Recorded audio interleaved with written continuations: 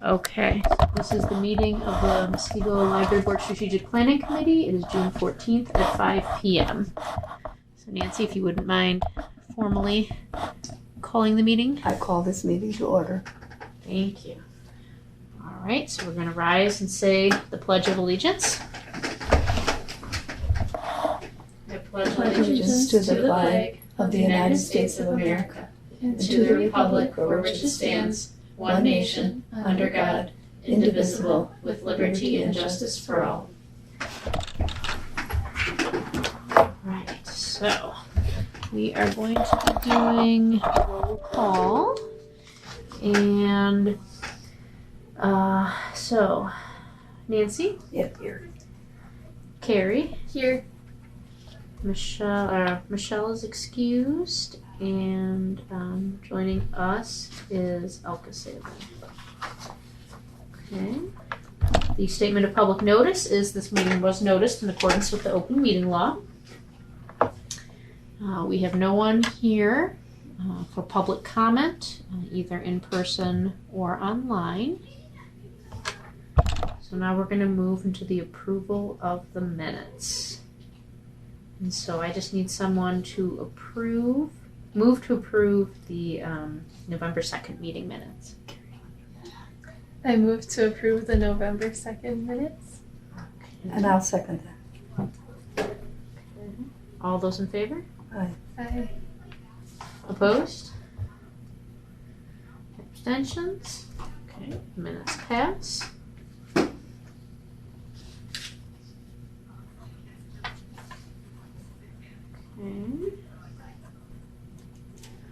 All right, there's no chairperson report.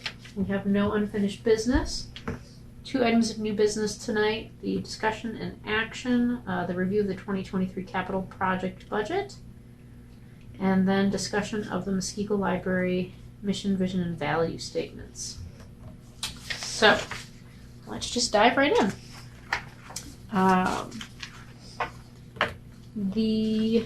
In your packet, on packet page 5, you're going to see a needs assessment for the study room expansion. So we'll look at the 5-year plan in a minute, but what I did for the 2 capital projects, so just a reminder, we have a capital budget and an operating budget, and the operating budget is what we do. That's our larger budget that we're supposed to use to get us through the year for reoccurring expenses. So staff wages, staff benefits, library materials, electricity, water, things like that. And then our capital budget is our larger projects that are more than $5,000. And those come out of different city pots of money. So the 2 projects that we have slated for 2023 are the same 2 projects that were in the 5-year capital plan last year. So there's no new projects that I've added. There's no projects that I've taken away. These are the same projects the board has seen before, and the strategic planning committee has seen before. It's just now these projects have come due. So what I have done is I've created 2 needs assessments, one for the study room project and one for the bathroom renovations, just because when we get closer, it's always nice to have reassurances. Okay, when we thought about this project back in the day, is it still relevant, right? Because things can change, right? Mm-hmm. So the study room expansion I'll go over first. The origins of how this project even came to be is that when we did our 2019 strategic planning process, one of the questions to the patrons when we sent out the community survey was, what's your priority for expanding the study rooms? And at the time, they gave it a medium priority. They had given a high priority to the young adult area, which is why we tackled that first. So what is interesting to note, though, and I put this here, is that I would be very curious to see how that same question, which is why I did more work, like if we had asked the same question in 2019, but in today, I bet we would have gotten a different priority, because the use of our study rooms in regards to more people working remote, more people taking classes online, and things like that. Our study rooms certainly haven't gone down in use. They've become more valuable. So, and then also from the strategic planning process, people really rated the library highly as a place where we help to provide a safe place to meet as a community. So, I think a lot of times when people think about libraries and their value and role in the community, of course they think about books and answering questions and getting that information, but being a place to meet, not only for groups like the Women's Club, but also like smaller groups or study groups or places to meet with your business partner or things like that. It's just another nice place that's not your living room, because you have to clean up your living room, but you don't have to clean up the library. We do that for you. So the patrons in the strategic planning process rated the library as a highly valuable place to offer meeting space. And then there were 15 writing comments. And if you've ever done a survey before, you will know that writing comment, it's great to get someone to respond to a survey, but for them to actually write in, that means something. And that was by far the most consistent topic. But that was in 2019, like I said. So I surveyed staff, and I'm not going to read through everything here, but you'll see this was the staff's perspective, because of course you can ask an individual patron, but like you said, I've never used a study room before, so you might have answered the survey differently. But the staff, they can see patterns, right? Because they're here 40 hours a week or 20 hours a week. And so I wanted to ask the staff specifically, okay, what do you see in terms of the needs of the study room? So they responded, and it was unanimous that more study rooms would be helpful. And then you can see they listed the types of reasons they see study rooms being needed. I'm going to go to packet page 6. I also did a study room general usage count, and I will admit that this, I did not time this very well. I ran it at the start of summer vacation. So, and it was on a beautiful couple of weeks in terms of weather.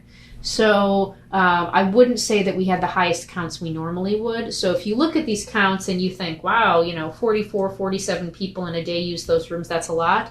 Just know that I consider that low.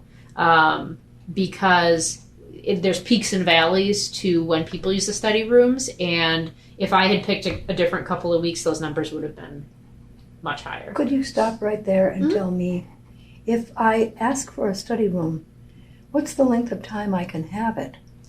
As long as you're in it. Squatters' rights. 47 people in an 8-hour day, you're open longer.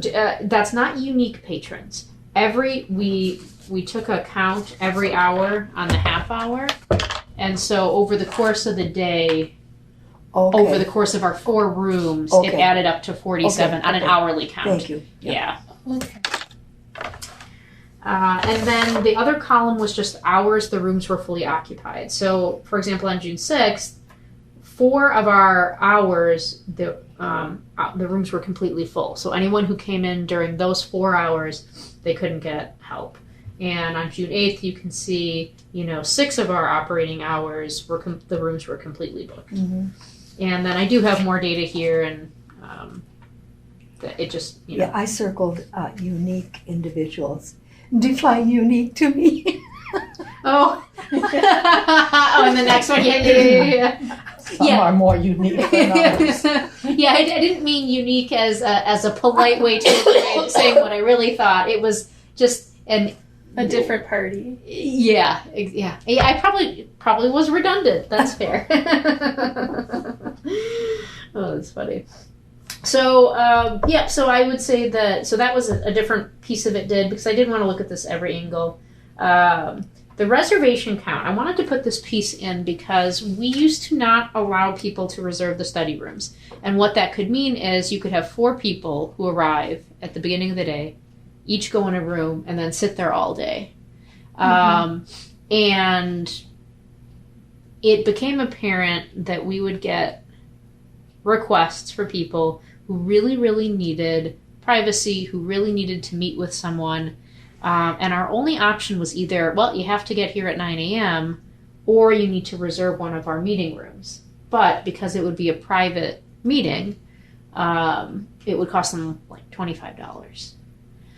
And I'm just going to give an example, and this is a true example, and it's one of the, like when you look back on your professional life, certainly there's there's things that you regret.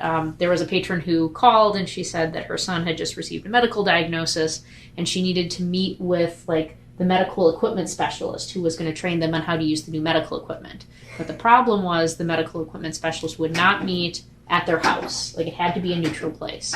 And so they wanted to meet at the library because they thought it would be a nice private place to meet. And I told them our our study rooms are first come, first serve. But she was like, he's only available at, X. And I said, well, you could rent one of our, meeting rooms, but it's private, so it's going to cost you money. And, she,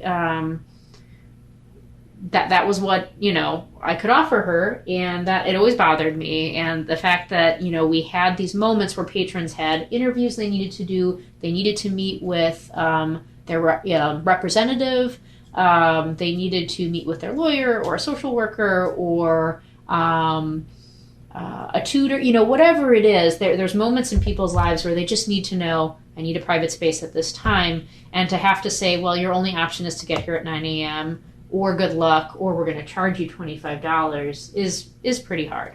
So we started doing study room reservations. We only limit it to 2 a month so that it still allows for, some breathability on that service, and it has proven effective. So you can see we had 39 different people make a unique people make a total of 51 reservations in 2021, and we're tracking. I'm sure we'll get more than that based on the current numbers for 2022. How many people in our public know that this is available to them for I agree. private? I don't think many. Right. I've never thought of, meeting somebody there for privacy. It never even Right. occurred to me. Right. Yeah. I think a lot of people say, oh, I need to meet someone. Well, maybe we can go to a coffee shop. Yeah. And so are we doing our due diligence to get the word out that that's available for this kind of thing? It's not really something that we've advertised in the past. We only started doing the reservations, when was that? Maybe Last year. last year or so, was it? I can't remember what time of year we started. Mm-hmm. And it is a valuable resource, so, And then I can see where it would grow, mouth to mouth. Yeah. If somebody says that we have it, I Right. can see where it would grow, but it would never occur to me to come to the library. Well, and I'll tell you, until we get more study rooms, growing it will feel a bit like growing pains. You know what I'm saying? Yes. It's kind of like advertising, you have a taco truck and you advertise there's tacos, but you only have one left. You're like, I don't need to advertise right now. Really don't have enough to, I have enough to currently meet the needs, or not even really. So it would be exciting to get more study rooms because I do think that it meets a need. We have a growing need, and maybe we could start talking it up more then as a result. And we do have, I'm sorry, go ahead. Space. Mm-hmm. Do we have space? Is that what you're going to bring up, Bill? No, I was going to say right now only one of the 4 study rooms can be reserved at a time. It can be either one of the bigger ones, the 6 people one, or the 2 people one, but no more than one can be reserved at any particular time because we want to make sure that walk-in traffic could depend on reliable access and equitable access. So if we had more, we could expand that and make 2 reservable. So we did a survey of the patrons specifically. We put big survey boards in each of the study rooms and just asked them this question: have you ever needed a room but they were full? And would it be helpful to have more? So that was their responses.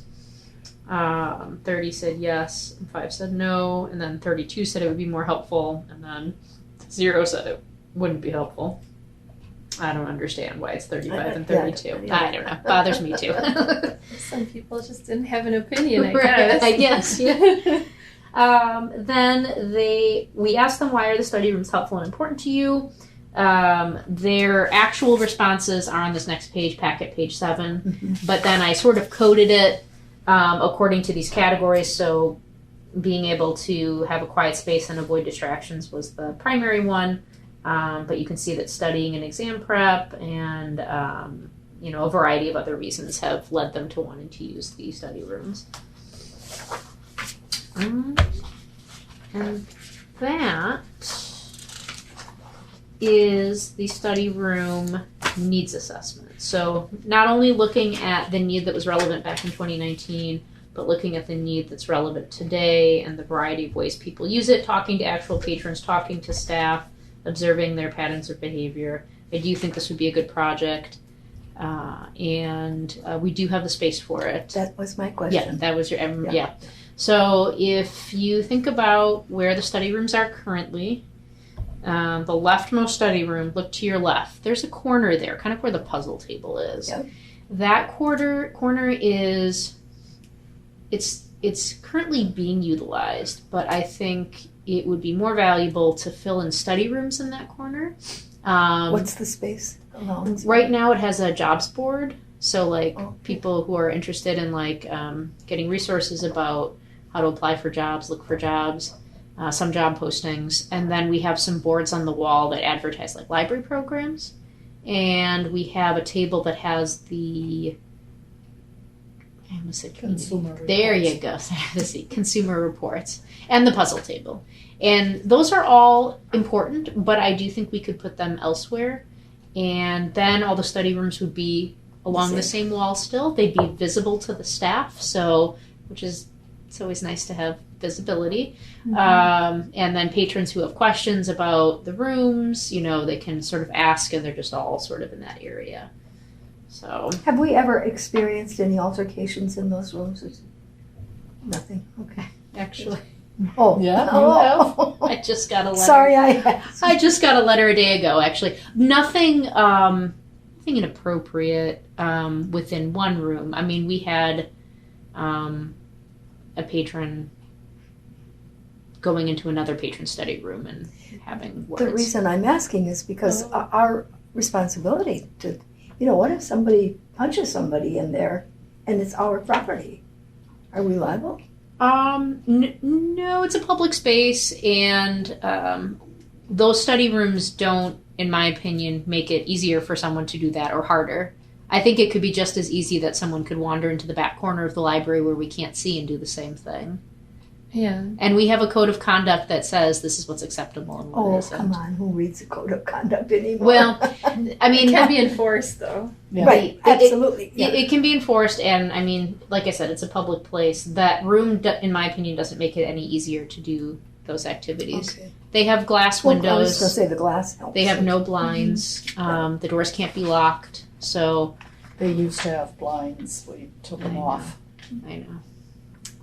I don't remember the blinds, but It was 12 years ago. Yeah. So, but initially they had blinds, but that invites shenanigans, let's say. I am working on getting some final designs from a designer / contractor. So the cost of this project right now, the estimate is $50,000. I believe it'll be in that ballpark, but I do think the number might change slightly depending upon the final drawings that I get. for two more rooms. I think she said 3. I think she said she could get 3, and 3 of the big ones. And I think that would do it.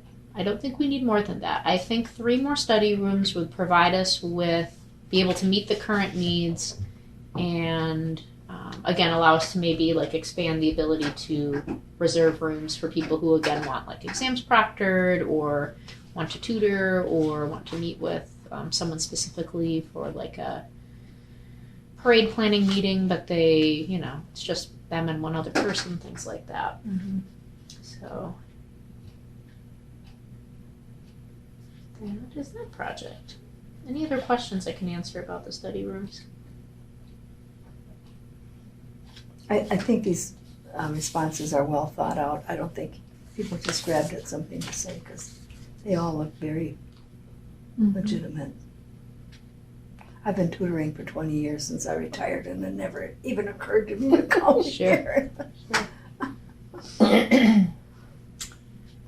All right, so I'm going to move on then. The next needs assessment is for the bathroom renovations. So similar format. In 2019, we asked patrons what they thought about renovating the bathrooms. The average response was a medium priority. So the bathrooms now are 3 years older, and they have not been updated since they were built 22 years ago. So when you think about this building, every part of this building has been updated in some way. New carpet, paint on the walls, something. The bathrooms are the only, I think, area of the library that has not yet had any enhancements, updates, repairs, things like that. I surveyed the staff, again, similar to the study rooms. We have patrons who come in here who may never use the bathrooms, or who may use it for 2 minutes and not really think much about it. And we have our patrons who use the library more frequently and might be more familiar with the bathrooms. And then we have staff who get to hear about the bathrooms frequently throughout the day. And so they're going to pick up on trends and patterns from patrons. We also, with COVID, spend a lot of times in those That's true. bathrooms every hour wiping down all the surfaces. Yeah, Oh. before we realized I it. never even thought of that. Yeah, before it became readily apparent that that wasn't the best use of our time, certainly in the early days of 2020. Yeah, we spent a lot of time. Staff Yes. loved it. Oh, yes. So you can see the issues that that staff members have reported, either through patrons reporting to them or their own observations, are the odor, the countertops, the paper towel dispenser function, the lighting, the condition of the walls, and the lack of accessible doors. And those are similar concerns also for the staff bathroom as well. And I'm just going to show you some photos. I think, Nancy, you said you walked into the... I did just now, yes, Yep. so I'd know.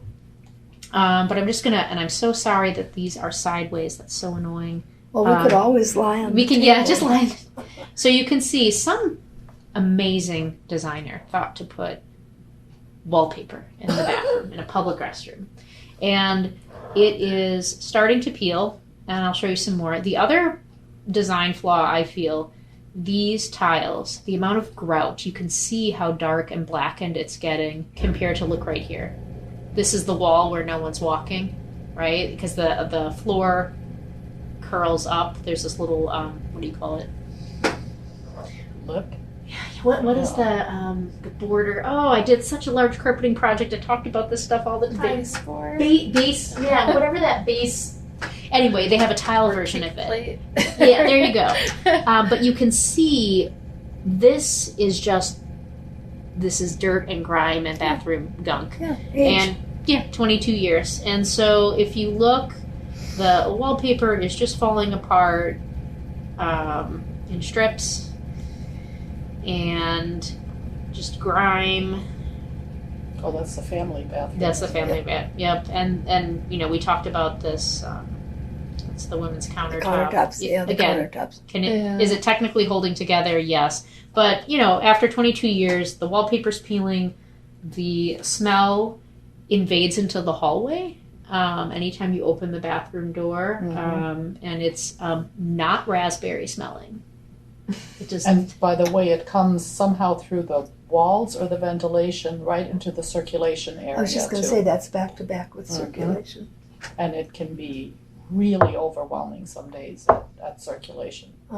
The staff have described the women's restroom as something straight out of a murder movie, because you walk in, you get hit by the smell, the lights are flickering, it's the wallpaper, the floors feel grimy. So these are the issues that they've noted, and I'll reveal my deep feeling is I don't come to the library to use the bathroom. So yeah. I can see staff. Well, no, staff has their own bathroom. So. Yeah. Do you come to the library to use the I bathroom? With little sometimes kids, yeah. use I the suppose, bathroom I because yes, suppose, I yeah. have 2 kids, so yeah.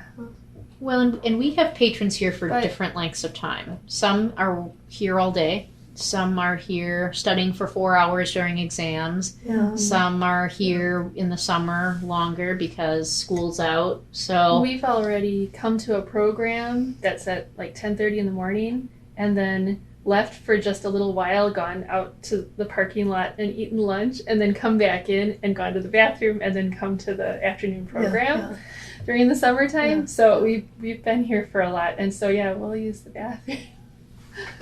I get it, but see, since I don't have that in my life, I need to hear you say that. Right. Well, one thing that I would say is, so we didn't use the family bathroom. A lot of times if we're here with other families, it's in use. So then it's like for us, we have to use the handicap accessible bathroom because a mom and a kid, you really need space. So, and having just one of those in there can be a problem too. So. And then I also question the shower in the staff bathroom. So do I. Oh, Okay. We all do. I mean, I didn't put it in there. Nope. Nobody uses it. What were they thinking? Maybe they thought not emergency situation. I don't know. Maybe. Don't know. It's an oddity, that's for sure. It's good to question. It's that. never been used, obviously. Well, Actually, I know Miss Abby used it for cleaning things in the past. Oh, okay. Yeah, but in terms of like an actual human showering, it would be before my time. I can't speak to what happened before. Surely Pete didn't shower in No. No.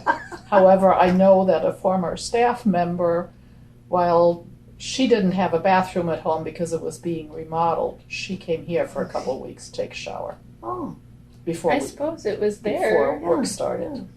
But I would think Other it would than be that. a comfortable seeming, Coming with your hair in a towel out of the bathroom. yeah, or just what if someone else happens to come in the bathroom while you're in there? Well, I don't know. It locks. It The locks? door, Okay, yeah, well the that's door's good. But still, I need to go in the bathroom. Someone was in there showering.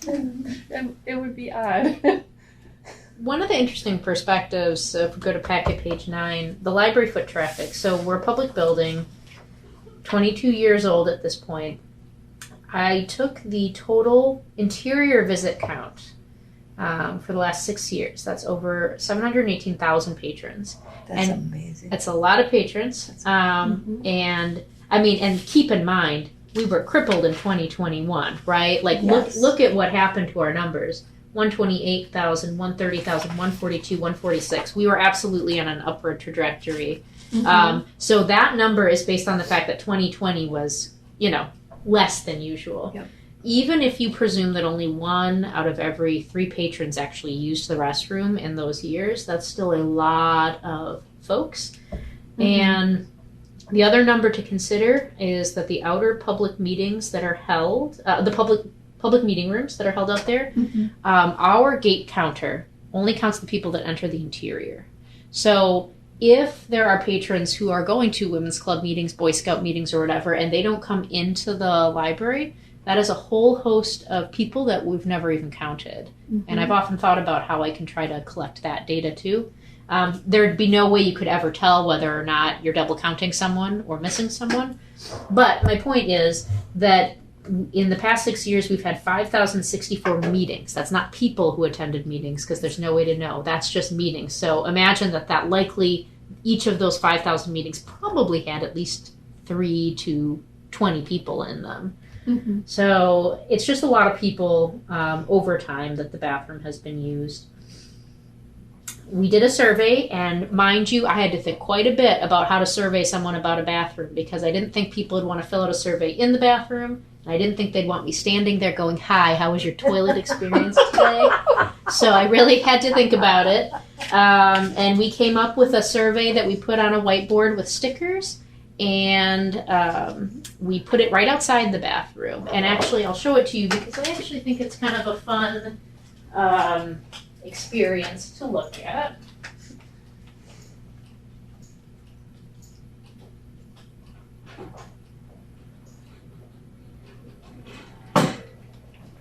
We just rolled it in front of the different restrooms, so when people came out, they could take a sticker and sort of, label things the way they wanted to or rate them. And in my opinion, anything that rates a 1 through a 3 there's work to be done. Anything that's a 4 or 5 is doing pretty okay. And so what you'll notice is, at least from a patron perspective, in terms of cleanliness, 32 people rated the library, the bathrooms a 4 or 5, and 10 gave it a 1 through a 3. So that is good news in that their general perception of the facilities are that they're being cleaned and mopped adequately. What's interesting, though, is then if you take a look, they were able to rate individually. So how do you feel specifically about the cleanliness of the flooring, the countertops, the lighting, all that stuff. And then you can see they started to get more critical individually of the items, but not overall. So that was interesting to me. Then the second question that they were asked was, what is your overall perception of the bathroom in terms of appearance and condition, right? And that's more of a, is the bathroom falling apart or not? Not so much is it clean or not. This also got interesting. So 19 rated it a 1 through a 3. 19 rated it a 4 through 5. So split even. Yeah. And it really depends on what you're paying attention to, and again, how frequently you use the bathroom. And then individual assessments of conditions for those various elements had 55 people giving it a 1 through a 3. That I didn't mean 1 to 2. And 22 a 4 to 5. So more people felt it had condition issues, more than double the 4 to 5. I'd be interested to know if they use the ladies, the men's, or the family. I would love to know that too. Because I went in the family one once, and it seemed much nicer, I thought, than the regular ladies' room. Yeah. And again, the men's is in much better condition Yeah. than the It women's. doesn't get used probably as much. Probably not. It's interesting. Mm-hmm. Yeah, it's a very good point. Because having taught school all my life, the boys' bathroom was always a disaster. Oh, I'm sure. But you get always so many had families. all the boys go in there. I mean, when my husband comes, he doesn't go in the men's room. He takes the kids and goes in the family one. Whereas if I come, I take the kids in the women's. Mm-hmm. All right, so we talked with the patrons, asked them to prioritize the 3 areas that they felt were most needed. And automatic water and soap dispensers, brighter lighting, and odor improvement were the higher rated areas. And I didn't understand the easier to clean flooring in there because patrons don't do it. Staff does. Yeah. It just seemed Yeah, odd. I was just curious. I was curious what they thought of the floors. I thought it would at least get them to look at the floors and take notice of it. Maybe not the best wording, but You don't go in there to look at the floor. well, that's why I wanted them to stare at it. Okay, so what is interesting about this needs assessment is that for the bathrooms, we can't just look at any one perspective. It's sort of a culmination, which is why we do a needs assessment. We can talk to the staff because they're the ones who have the paper towel dispensers constantly jamming. They tend to be smelling the great smells. They tend to notice the floor and the grout maybe more than other folks. And then you talk to the patrons, and they're going to notice different things and rate accordingly. So they want easier to use, soap and water release and the lighting, so they're prioritizing certain things too based on their experience. The third thing to think about is accessibility. And that's not something potentially that a patron who is able-bodied is going to think about, right? They're not going to go in there and say, well, it's really hard to get in this doorway because there's no automatic door opener, or I couldn't close the door to the accessibility stall because it doesn't have a door close feature, or things like that. Yep. So we had an accessibility scan done in 2019. These were the issues that came up with, and these are not all of the issues in the bathroom, but these are the issues that actually require, removing things off of the walls, relocating. This is where we're starting to, hack into the walls a bit, basically. And possibly having to move plumbing. And when you're starting to do that, it's like, okay, this is when we have to start doing more than just cosmetic. We're really needing to, replace things, basically. And don't you think if we bring a contractor in, they're going to see things differently? Mm-hmm. Mm-hmm. Yeah. And there is a contractor coming in, actually. Okay. So, and it's good that you brought that up. So not only do we have this accessibility scan, I we actually had 2 patrons who came to us and said, I'm so glad you're doing this survey because I am an OT or I'm a PT. And they said, there are some problems with these bathrooms. So they've been noticing it through that lens as a physical therapist or an occupational therapist. Then we had this accessibility scan done by someone who's an ADA, expert. I have been struggling with this bathroom project because it's a bit out of my wheelhouse. It requires plumbing, HVAC, electrical, contractor stuff. There's a lot to it compared to like the carpeting project or the YA area or like the reference desk or things like that. And so it finally occurred to me that the only way to figure out how much this project is going to cost and the extent of what we need to do and how to do it is to get schematic design plans drawn up from a con. And so I actually went to the architect and engineering firm who did the children's area redesign. Okay. Because I met them at a conference again and I was explaining to them the challenges I was having. I was trying to reach out to contractors. I was having trouble articulating to the contractor what I needed and wanted. And so we are going to spend a fair amount of money to get these plans because they're not easy plans to draw up. I had to spend $5,000, which again is not insignificant. But what they're going to do is they're going to come, they're going to do a walkthrough of the building, look at all the bathrooms. It's a walkthrough with contractors. So that's the electrical, the HVAC, the plumbing. They're going to look at it through that accessibility, that ADA lens. And then they're going to draw plans, exact type plans. These are the measurements we need to do. This is all of it. And they're going to give those plans to us. And then from there, we decide, okay, let's move forward. But we're a city building. Do we have to have more than one? Well, great question. So that's just to get us the number, right? How much is this project going to cost? Okay. So what you're going to see when we look at the 5-year capital plan, she gave me a ballpark number just so I could get us sort of warmed up and prepared. The next month, she is going to bring those contractors in, do the walkthrough of the building, draw up the schematic design, and present it to me. So I have an estimate budget right now, but I won't be able to give you a final budget at this meeting today. It's probably not going to happen until the July board meeting. And then at the July board meeting, so what we can do today is say, you know what, I think the bathroom project is worth moving forward with. And then we have an estimate, and then at the July meeting, we'll have the final number. And at that point, we can say, you know what, we need to push it off a year. We can, based on this needs assessment, it needs to be done. Let's try to ask for this money. The bathrooms aren't getting any younger.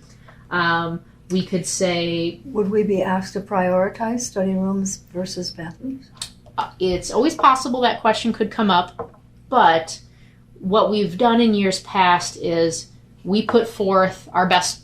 This is what we need. This is what we feel we need. And then when I talk to the mayor and when I talk to finance and whatnot, I say, this is what our priorities are. And then they say, all these other departments asked for all this, and so we need to pick one. So, okay.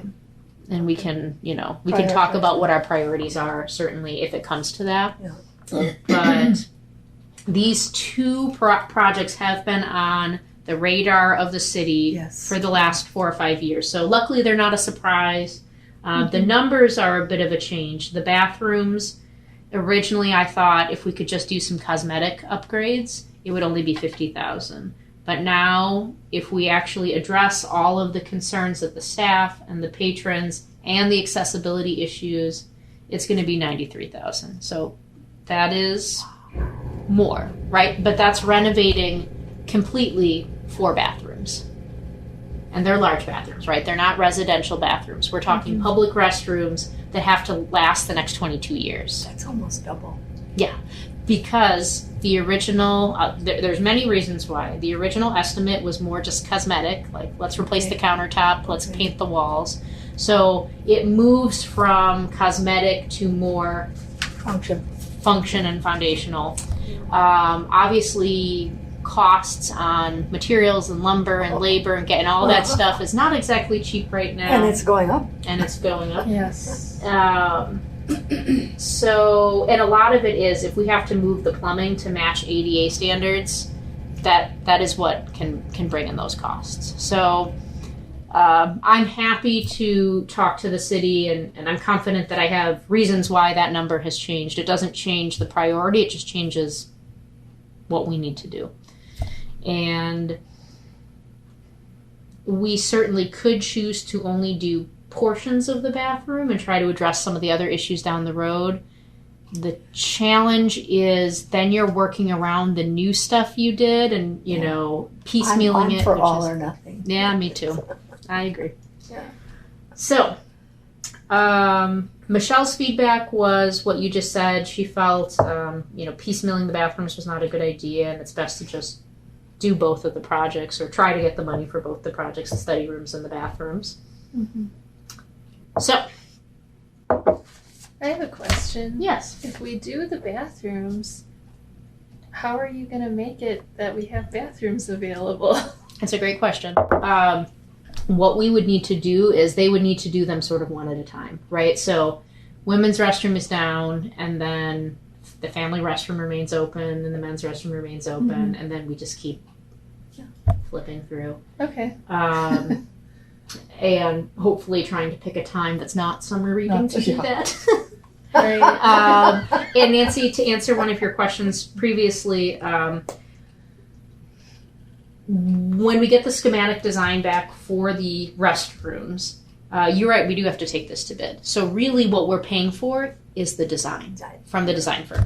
Then we take it, to the full board. If the full board votes it yes, then I take it to the city. If the mayor and the head of finance says, yep, let's put that in for the council, then council looks at it, they vote to give us the money or not. If we get the money, then I take it out to bid with these design plans, because otherwise contractors wouldn't know what to do. Right. And the great thing is these schematic designs mean that, they know exactly what they have to do, and we're not trying to have me Google plumbing and electrical and, other things that I'm just not capable of. So that is and the benefit of the design plans, we've invested in them. So if we end up needing to wait, let's say the city doesn't give us the money, we wait and we use the plans a year later. And the price goes up. And the price goes up. So to look at the big picture then, on packet page 11, you will see there in 2023, the column, there's the study rooms and the public restrooms sitting there.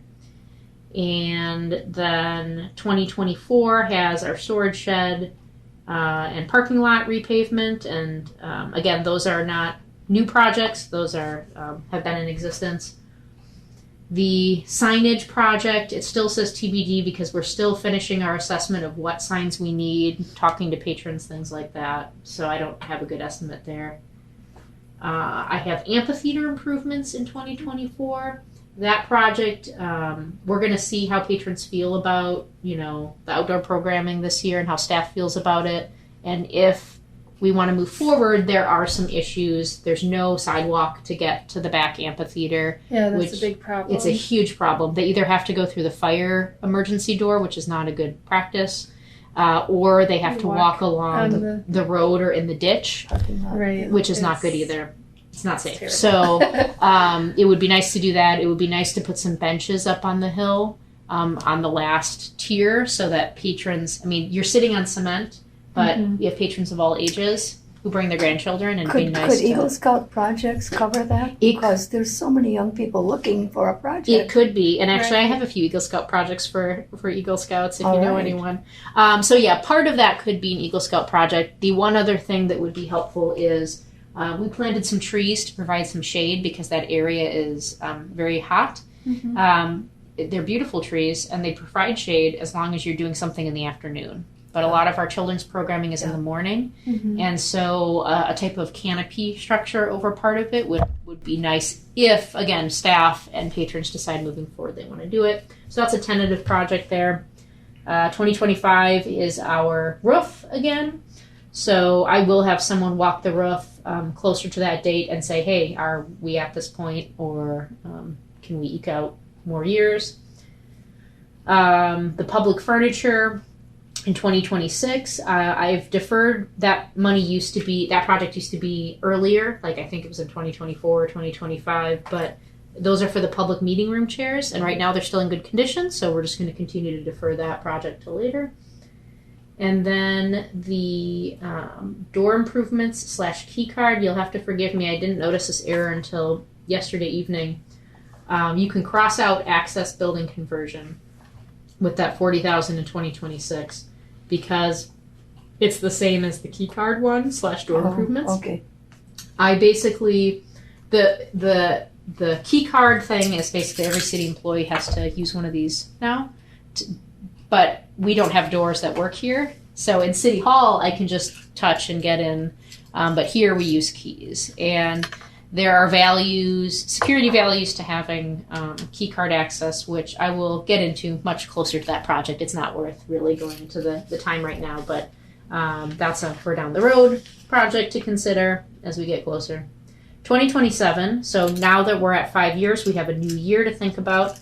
I have decided not to indulge in thinking about projects for 2027 right now because next year is a strategic planning year.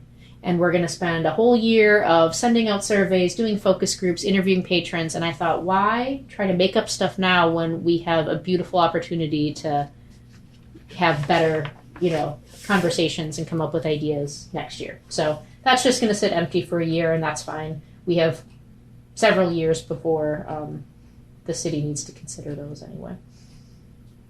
So those are our projects. And like I said, the numbers for 2023 might change slightly as I get those designs back, but I'm hoping not too dramatically. But you will see those numbers in July, and you will, of course, be able to then decide, the whole board votes in July. So if in July I was wrong and the bathrooms are actually $400,000, you are welcome at that stage to go, I vote no. So... But what I'm looking for from strategic planning at this time, and again, Michelle's feedback was that she thinks those projects should go in 2023 if we can get the money, is I'm just looking for a vote to endorse the projects or endorse the plan to the board. With no prioritization? Yeah, I would like to request that both projects be done next year. And no prioritization. Yeah, and I mean, if we want, when we meet in July, we can sort of ask that question of, if we had to pick one, let's prioritize. So we can certainly talk about that. Okay. But out of curiosity, which one would you prioritize? I think the bathrooms. I think they're used more by the public than the study rooms. I think you're right. Good job. You're going to think I'm stupid, but Muskego's, the library's current value statement, I always question the use of the word diversity here because we have no diversity in Muskego. I disagree. You There's lots of... Where do you... There's age diversity. There's the type of education that people have. There's lots of different kinds of diversity. And there are lots of different kinds of people in Muskego. I have to agree with you, and I thank you for bringing that up. I just see it as, excuse me, a lily-white, pampered community. So you were thinking of more like racial diversity. Yes. Yeah. And there is different ways. I mean, I think it's a common, assumption to apply that to that term, but I taught for 30 years and I've never had a black student. I've never had a Hispanic student. That's a long time to... Okay, so one quick question before we get to that, because I know, Nancy, you're going to be on your way out, and I do want... meeting in the building. Okay, so may I get, and is there anyone interested in making a motion to endorse the 5-year capital plan and specifically the 2023 projects?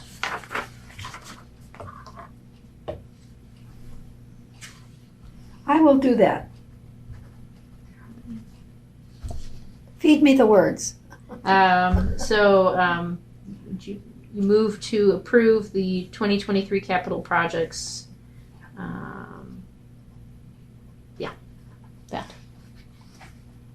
to endorse the Yeah. 2023 capital projects. Or endorse, okay. Is there a second? I'll second. All those in favor? All those in favor? Well, do we have to ask Michelle? So she can't formally vote because she's not here, Right. but as I said, she did verbally tell me, and I told her I would pass this along, that she did like both of the projects and wanted them to be put in the plan. So, okay. The next one, really quick, is a discussion. So no need to motion and action and vote on anything. As you know, we've been talking about revising the strategic statements, and what I did was I included this definition for a mission statement, definition for a vision statement, and definition for a value statement. And what I wanted to do was then hold up that definition against what our current statement is, and then do a checklist for it, and basically say, does it meet these, or do we need to work on them? And I'm just going to skip a little bit to the vision and values, because I do believe that these two statements are they're not wrong. I do think that they work for us, and they center around the things that we've been prioritizing. So when I go through the checklist for the vision and the value statement, I do think that it fits. And as you say, forward-looking. And You know, we're forward-looking. not stagnant, we're Right. forward-looking. And that is the difference. And I had to really think about this for a little bit.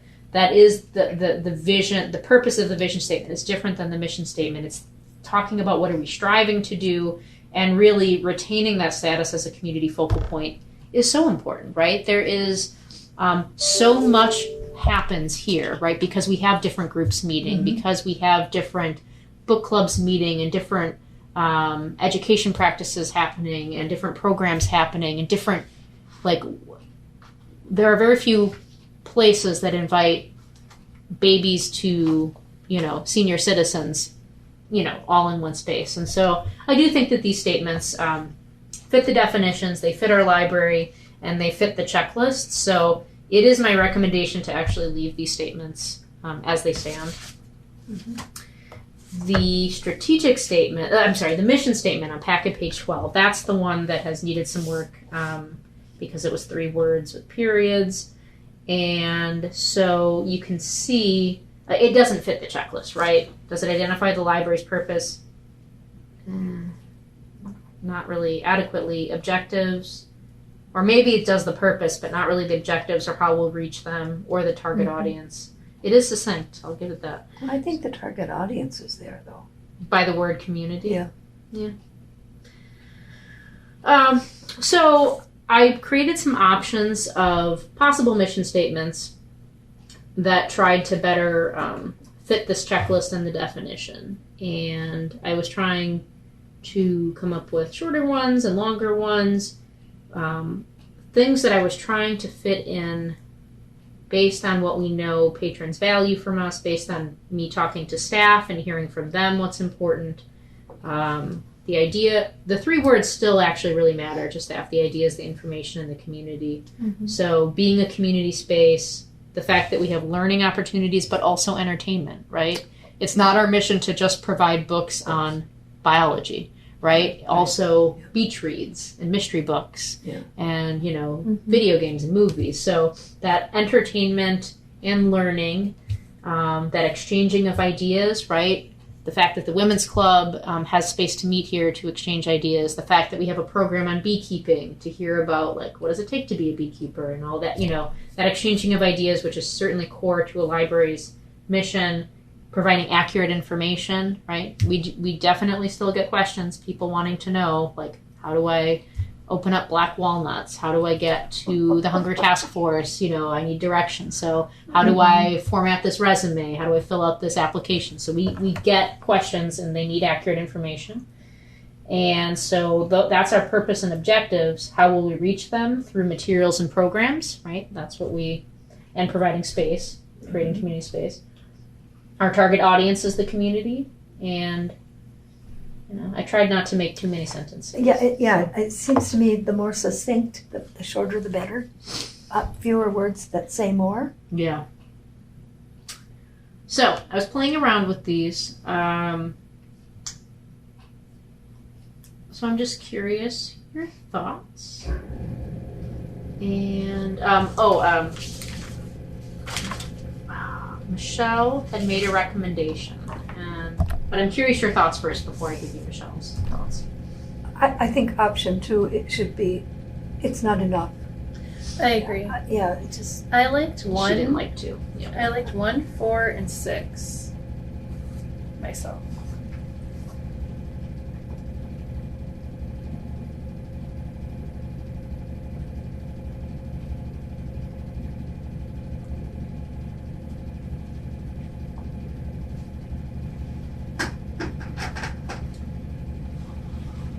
No, I don't have a vote, but I'm strongly in favor of the ones that include materials and programs. Mm-hmm. I do think that was missing from, like, that. It does answer that question, like, how will you reach the objectives? Right. Like, the fact that programs are very much on our mission, and I think sometimes when I talk to someone who's never used a library before or in many years, they think, well, yeah, I mean, I came to the library when I had a little kid or for story time, and sort of this realization dawns to them that we have programs for every age, and lots of people coming, to those programs for every age, and it's a big portion of what we do. I also think that everyone thinks of the library as the place where you come to get a book to learn about something, or to get a book to be entertained. Like, you have to have that as part of it, because it is people who don't normally come to the library know that they can come for that, because they already know about that. That's true. Yep.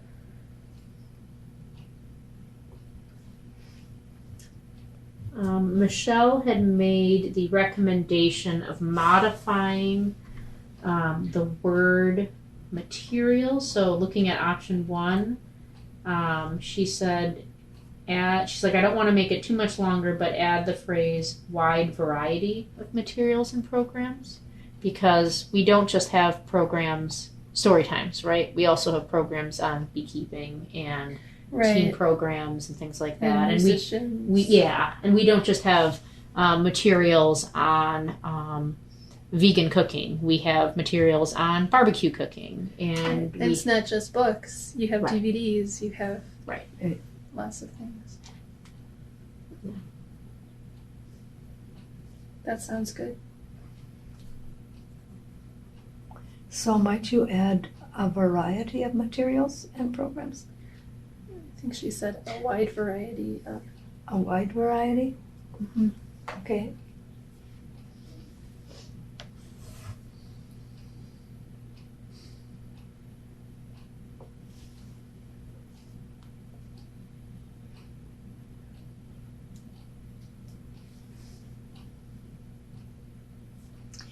Option 3, I think, to me, sounds like it's the patrons doing all the work. An exchange of ideas, information, and entertainment. Yeah. And the staff doesn't seem important in that option. It doesn't really have how the library reaches the objectives, right? Yeah. So it's missing that part of it. Yeah. And centralizing the community, I'm not sure. I thought of that as this kind of a place where everyone from Muskego and surrounding areas can come for the programs and the materials.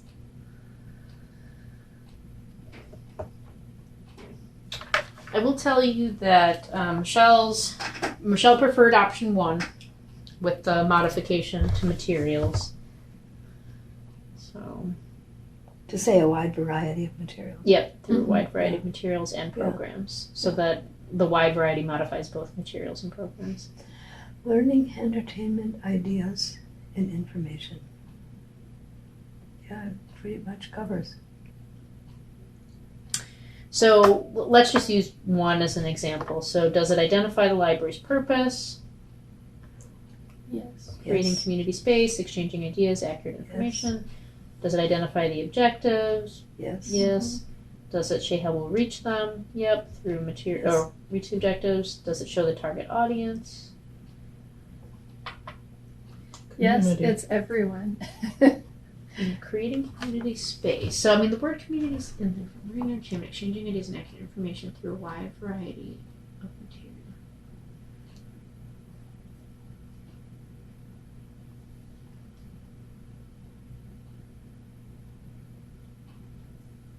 I mean, creating community space. One could presume that the target audience is then the community. Mm-hmm.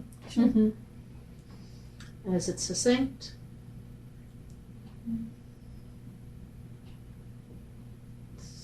Still one I sentence? think it is. Mm-hmm. I do too.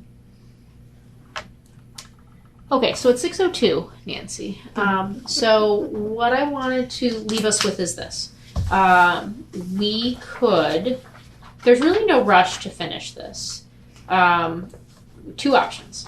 Option one is, Michelle was set on option one, but she's like, you know what, if the other two committee members wanted to like sort of think about it a little bit, we could all come back and look at it again, that's fine. But then we can pick this up again in November.